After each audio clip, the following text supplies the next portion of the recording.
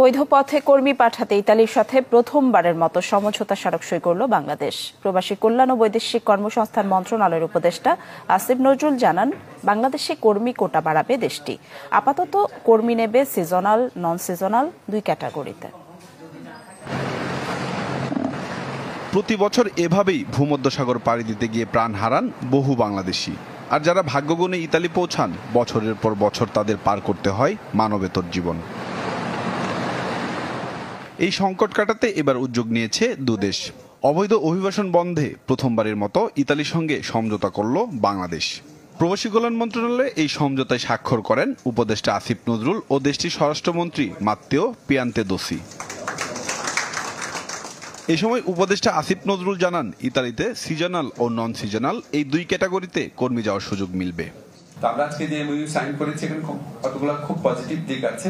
একটা হচ্ছে ওনারা আমাদের seasonal worker, non seasonal worker, দুই ধরনের ওয়ার্কারকে নেবেন। আমাদের জন্য যে কোটা আছে সেই কোটা বৃদ্ধি করার চেষ্টা করবেন। দেশটির ভিসা জটিলতা প্রসঙ্গে বলেন, প্রক্রিয়ার গতি বাড়াতে সরকারের পক্ষ থেকে আহ্বান জানানো হয়েছে। বর্তমানে যে কোটা আছে সেখান থেকে বাড়ানো হবে এবং ওনারা ওই এমওইউর মধ্যে আছে যে আমাদের কোটার বাইরেও আরও দেওয়া যায় নাকি সেটাও তারা দেখবে। কোন কোন খাত সেটা এখানে স্পেসিফাই করা নাই। ইতালির স্বরাষ্ট্রমন্ত্রী জানান, এই সমঝোতার মাধ্যমে দুদেশের বন্ধুত্ব আরও বৃদ্ধি পাবে। এর ফলে অবৈধ অভিবাসন কমবে। আশা করছি বাংলাদেশের সাথে আমাদের সম্পর্ক দৃঢ় হবে। সম্রাট হোসেন, চ্যানেল 24, ঢাকা।